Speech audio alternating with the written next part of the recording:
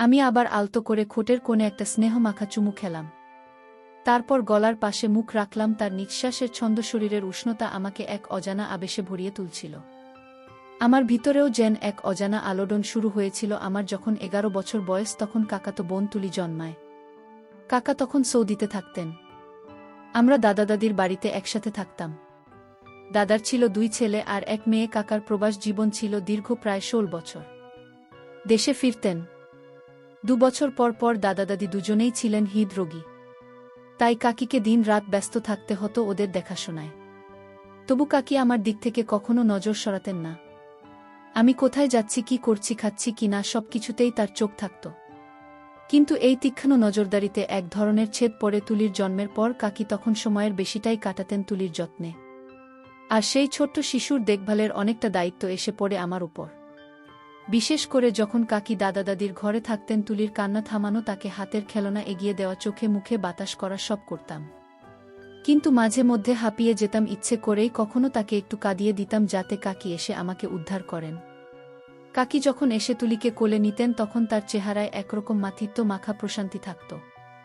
ছোট্ট তুলিকে শান্ত করতে গিয়ে কাকি যেভাবে ওকে বুকের কাছে টেনে নিতেন, সেই দৃশ্য আমার মনে একরকম অদ্ভুত অনুভূতির জন্ম দিত। আমি তখনও বুঝতাম না এই অনুভূতিটা আসলে কি, কিন্তু এটুকু টের পেতাম। মনে এক ধরনের কৌতূহল আর আকর্ষণ কাজ করছে, যেটা আমি কাউকে বলতে পারি না। আসলে আমার তখন যৌনতা বিষয়ে কোনো সঠিক ধারণা ছিল না। শুধু এটুকুই বুঝতাম, কাকির মায়াময় উপস্থিতি আর তার কিছু মুহূর্ত আমাকে একরকম চুপিসারে নাড়া দিয়ে যেত। বিশেষ করে যখন কাকি তুলিকে দুধ খাওয়াতেন, বা বিকেলে কল পাড়ে গিয়ে শাড়ি গুটিয়ে একটু জলে ভিজতেন, কিংবা রাতে ঘুমাতে যাওয়ার আগে আঁচলটা একটু আলগা করে দিতেন, তখন আমি চোখ সরাতে পারতাম না। তবে কাকি টের না পান, সেই চেষ্টায় থাকতাম সদা সতর্ক। আশ্চর্য এক অনুভূতির নাম যে কামনা, তখনও বুঝে ওঠা হয়নি আমার। শুধু এটুকু বুঝতাম, ভেতরে ভেতরে যেন একটা অজানা আগুন ধীরে ধীরে ছড়িয়ে পড়ছে, আর তার তাপে আমি অস্থির হয়ে উঠছি। কাকির প্রতি আমার টানটা তখন যেন দিনে দিনে গভীর হচ্ছিল। মাঝে মাঝে মনে হতো, যদি মুখ ফুটে কাকিকে আমার মনের কথাটা বলতে পারতাম, তবে সাহস হতো না। কোনোভাবেই তুলিত কাকির কাছে সব সময় আদরের ওকে কোলের কাছে টেনে নিয়ে কাকি যত্ন করে ওকে সময় দিতেন, ভালোবাসতেন। আমি ভাবতাম, আমি যদি ওর জায়গা হতাম। অবশ্য এসবই ছিল আমার নিজের ভেতরের কথা, কাউকে বলিনি কখনো। আমার বন্ধুরা তখন নিজেদের ছোটখাটো অভিজ্ঞতা নিয়ে নানা কথা বলত। কেউ কেউ নতুন কিছু আবিষ্কার করছে, কেউ মজার গল্প শোনাচ্ছে। আমি সেই সব শুনেও চুপ করে থাকতাম। তাদের কথাগুলো শুনতে শুনতে আমার মনে বারবার ভেসে উঠত কাকির মুখ, আর তার আশপাশে জমে থাকা কত না বলা মুহূর্ত। এভাবেই একদিন হঠাৎ করে বৃষ্টিতে ভিজে জ্বরে পড়লাম। শরীর এতটাই খারাপ হয়ে গিয়েছিল যে 2 দিন বিছানা থেকেই উঠতে পারিনি। আর কাকি তো তখন একেবারে ছায়ার মতো আমার পাশে লেগে থাকলেন। কখন খাইয়ে দিলেন, কখন ঠান্ডা পানি দিয়ে কপালে চাপ দিলেন, সব কিছুই করলেন নিঃশব্দে, ভালোবাসার ছোঁয়ায়। দ্বিতীয় রাতটা ছিল একটু অন্যরকম। জ্বর অনেকটাই কমে গিয়েছিল, আর আমি কিছুটা হালকা অনুভব করছিলাম। ঘুম আসছিল না। পাশ ফিরে শুয়ে যখন আমি কাকির দিকে তাকালাম, তখন এক অদ্ভুত অনুভূতিতে মনটা কেমন যেন হালকা কাঁপছিল। কাকি হয়তো তখনও তুলিকে খাইয়ে ঘুমিয়েছিলেন, তাই ক্লান্ত মুখে একপাশে ঘুমিয়েছিলেন। আমি চুপচাপ তাকিয়েছিলাম তার দিকে। স্নেহ, শান্তি আর একরকম মাথিত্ব মাখা কোমলতা যেন ভেসে আসছিল তার দেহভঙ্গি থেকে। হঠাৎ কাকির ঘুম ভাঙো। চোখ মেলেই আমার দিকে তাকিয়ে বললেন, কিরে অবি, ঘুমাস নিয়া ঘুন? আমি আসতে বললাম, না কাকে, ঘুম আসছে না। তিনি আমার কপালে হাত রাখলেন। তারপর একটু চিন্তিত কণ্ঠে বললেন, উফ, যা ভয় পাইয়েছিলি। এখন একটু ভালো লাগছে তো? এত দুর্বল, একটু ধাক্কা খেলেই কাবু হয়ে যাস? তোর আসলে মেয়ে হয়ে জন্মানো উচিত ছিল। আমি হেসে ফেললাম, কাকিও হাসলেন। তারপর বললেন, আয়, আমি তোর মাথায় হাত বুলিয়ে দিই, তারপর চোখ বন্ধ করে ঘুমোব। আমি চোখ বন্ধ করলাম ঠিকই, কিন্তু মনের ভেতর তখন যেন একেবারে ঝড় বয়েছিল। কাকির সেই যত্ন ভরা স্নেহ আর ভেসে আসা চেনা সুগন্ধ, সব মিলিয়ে একটা ঘোরের মধ্যে হারিয়ে যাচ্ছিলাম। আমি ঘরের মৃদু আলো, আমি শুধু টের পাচ্ছিলাম এই মায়া মাখা উপস্থিতি আমার মনে কি অদ্ভুত দোলা দিয়ে যাচ্ছে। বেশ কিছুক্ষণ নিস্তব্ধ থাকার পর হঠাৎ কাকির গলা শুনলাম, হালকা গম্ভীর কিন্তু পরিচিত কোমল স্বরে, কিরে অভি, এখনো ঘুমাসনি? আমি চমকে তাকালাম, দেখি কাকি আমার দিকেই তাকিয়ে, চোখে একরকম প্রশ্ন আবার একরকম মায়াও। আমি আসতে বললাম, ঘুম আসছে না কাকি? কাকি মাথা নেড়ে বললেন, নিশ্চয়ই পেট খালি বলেই ঘুম আসছে না। রাতে তো কিছুই খাসনি। এক কাজ করি, একটু কিছু এনে দিই। আমি মাথা নেড়ে বললাম, না কাকি, এখন খেতে ইচ্ছে করছে না। তিনি আবারও বললেন, না খেলে চলবে, শরীরে বল পাবি না, এমনিতেই কদিন ধরে কিছু খাস না। তাহলে এক গ্লাস দুধ গরম করে দিই।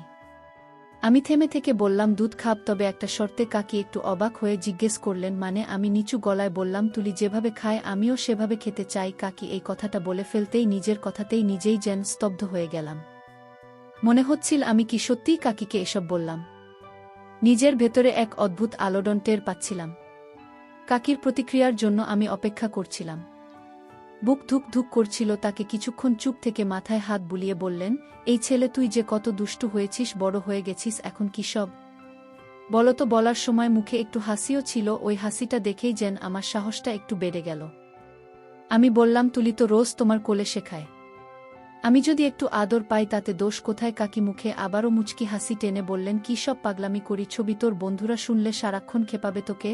ওকে শুনলে কি বলবে? আমি বললাম, আমি কাউকে কিছু বলবো না কাকি, প্লিজ। না দিলে বুঝ, তুমি তুলিকেই ভালোবাসো, আমাকে না। কাকি একটা দীর্ঘশ্বাস ফেলে বললেন, উফ, ঠিক আছে, নাছোড় বান্ধা একটা, তবে একটাই শর্ত, এসব কারো সঙ্গে বলবি না, না হলে লোকজন তোকে নিয়ে হাসাহাসি করবে। আমি মাথা নাড়লাম। কাকি একটু নরম গলায় বললেন, আয়, এবার আর ছেলেমানুষি করিস না। তারপর কাকি আস্তে করে শাড়ি আর ব্লাউজটা গুছিয়ে বসে গেলেন। আমি ঘরের আবছা আলো, তার মুখটা দেখছিলাম, চেনা স্নেহভরা, কিন্তু আজ যেন একটু আলাদা। আমি ধীরে ধীরে কাছে এগিয়ে গেলাম। কাকি মাথায় হাত বুলিয়ে দিতে দিতে বললেন, এই ছেলে, এত অবাক হয়ে দেখছিস কেন? কোলের আদর পেতে তো সব বাচ্চাই চায়। তারপর আমার কপালে হাত বুলিয়ে একবার চোখের দিকে তাকালেন, যেন বুঝতে চাইছেন কিছু। আমি শান্ত গলায় বললাম, তুমি না থাকলে আমি থাকতাম না কাকি। তিনি মুচকি হাসলেন। তারপর দুজনেই কিছুক্ষণ চুপচাপ বসে রইলাম। বাইরের অঝোর বৃষ্টির শব্দে ঘরটা আরও নিঃশব্দ হয়ে উঠেছিল। কাকির চোখে মুখে মায়ের ছায়া, আমার চোখে একটা চুপচাপ অপেক্ষা, আমরা দুজনেই তখন সেই ঘরের ভেতর এক নরম নীরব অপরিচিত আবেগে জড়ানো ছিলাম, যেটা কারো সঙ্গে ভাগ করে নেওয়া যায় না, শুধু অনুভব করা যায়। কিছুক্ষণ এক অদ্ভুত ঘোরের মধ্যে ছিলাম আমি। হালকা আলো, নিঃশব্দ রাত, আর কাকির গা থেকে ভেসে আসা পরিচিত সেই গন্ধ আমাকে যেন পুরোপুরি ঘিরে ফেলেছিল।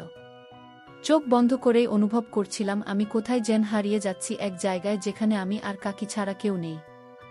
হঠাৎ কাকির গলার নরম আওয়াজে হুঁশ ফিরল। কাকি আসতে হেসে বলল, আহারে, এমন করে করলে কিছু হবে রে দুষ্টু, এত মোলায়েন করে করলে কি তোর কাকি কিছু পাবে? আমি চমকে তাকালাম, লজ্জায়, কৌতূহলে আর উত্তেজনায় আমার গলা শুকিয়ে গেল। কাকি আবারও বলল, আয়, আমি যেমন বলি তেমন করে চেষ্টা কর, তুমি কেমন আরাম লাগবে। তারপর কাকি নিজেই সামান্য সামলে নিয়ে বলল, এইভাবে নয় রে পাগল, একটু জোরে কর, তবেই না আদরটা টের পাওয়া যায়। আমি চুপচাপ কাকির কথা মতো করছিলাম। ওর গলার টনে তখন একরকম প্রশ্রয় আর আশ্চর্য রকমের কোমলতা ছিল। আমার শরীর তখনও কাঁপছিল, কিন্তু মনটা কেমন শান্ত লাগছিল। কিছুক্ষণের মধ্যে আমি পুরোপুরি সেই মুহূর্তে ডুবে গেলাম। আশেপাশে কিছুই টের পাচ্ছিলাম না, শুধু মনে হচ্ছিল তাকির প্রতি এই যে ভালোবাসা, আদর আর একরকম চেপে রাখা অনুভূতি, সেটা যেন এক এক করে খুলে যাচ্ছে আমার ভেতর থেকে। আমি মাথা তুলে কাকির দিকে তাকালাম, দেখলাম কাকি চোখে মায়াভরা একটা দৃষ্টি নিয়ে আমার দিকেই তাকিয়ে আছে। তার এক হাত আমার মাথার উপর ধীরে ধীরে চুলে বিলি কাটছে। আমাদের চোখাচোখি হতেই কাকি মৃদু হাসল, তারপর নিঃশ্বাস ফেলে বলল, উফ, দুষ্টু ছেলে একটা, সব ভালো জিনিস তোদেরই চাই। আমি লজ্জায় মাথা নিচু করে বললাম, তোমাকে ব্যথা তো লাগেনি? কাকি একটু চুপ করে থেকে বলল, না রে পাগল, তোকে আদর দিতে আমার কখনো কষ্ট হয় না, বরং তুই যখন আমার এত কাছাকাছি থাকিস তখন মনটা শান্ত লাগে। তারপর কাকি নিজেই আমাকে জড়িয়ে ধরে বলল, আর একটু খাবে? থাকলে দিতাম তো। আমি বললাম, খেতে চাই খুব। কাকি তখন একটু হেসে পাশ ফিরল, বলল, আচ্ছা, দেখি শেষটুকুতে কিছু মজুত আছে কিনা। তারপর কাকি নিজেই ধীরে ধীরে আমাকে কাছে টেনে নিল। আমি কোনো কিছু না ভেবেই চুপ করে রইলাম। তাকে চোখ বন্ধ করে নির্বে আমার মাথায় হাত বুলিয়ে যাচ্ছিল, যেন এক আশ্রয়ের মতো করে। কাকে কিছু বলল না, শুধু আমার মাথাটা টেনে নিজের বুকে চেপে ধরল আরও শক্ত করে। আমি ওর গায়ের সঙ্গে মুখ ঠেকিয়েছিলাম। নিঃশ্বাস বন্ধ করে একটা গাছ হামছুমে উষ্ণতা যেন ছড়িয়ে পড়ছিল আমাদের দুজনের মাঝে। তার গায়ের সেই নরম শান্ত গন্ধ আমাকে অস্থির করে তুলছিল। বুকের কাছটায় মুখ রাখতেই মনে হলো, এটাই বুঝি ওর সবথেকে নরম আর সংবেদনশীল জায়গা। পরে একদিন কাকি হেসে বলেছিল, সব মেয়ের একটা জায়গা থাকে যেটা কেউ আদর দিলে মনের জোর তুলে যায়, আমারটা বোধহয় এটাই।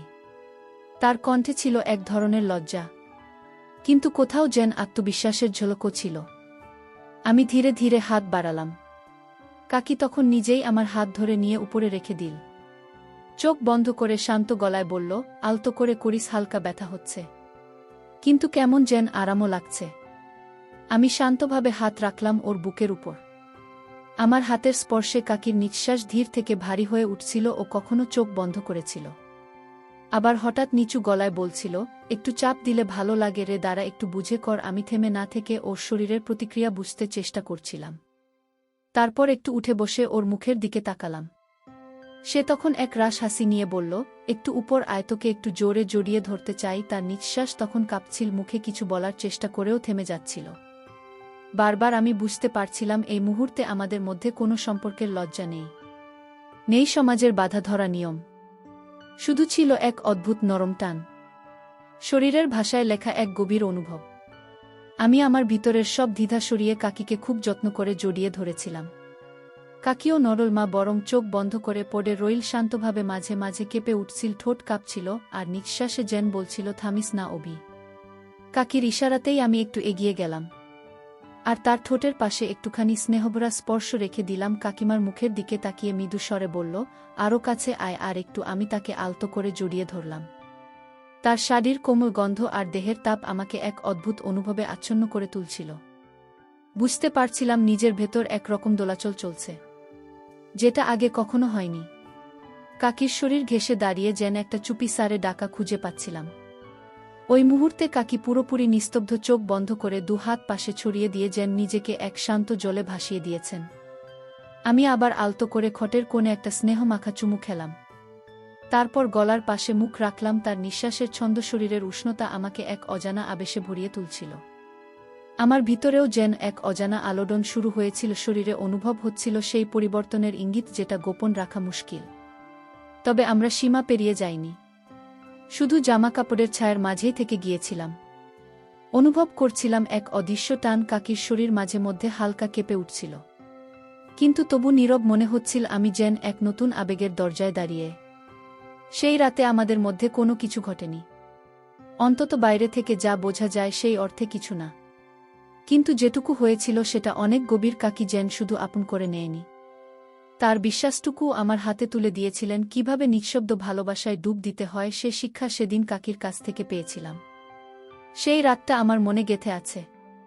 আজও কোনো কথা হয়নি, কোনো চড়া অভিব্যক্তি নয়, কিন্তু শরীরের ভেতর জমে থাকা সমস্ত না বলা কথা যেন অনুভবে ছড়িয়ে গিয়েছিল। সেই রাত থেকেই আমাদের মাঝে গড়ে উঠেছিল এক নতুন সম্পর্ক, নির্বাক, অনুভবময়, অদৃশ্য অথচ অমোঘ।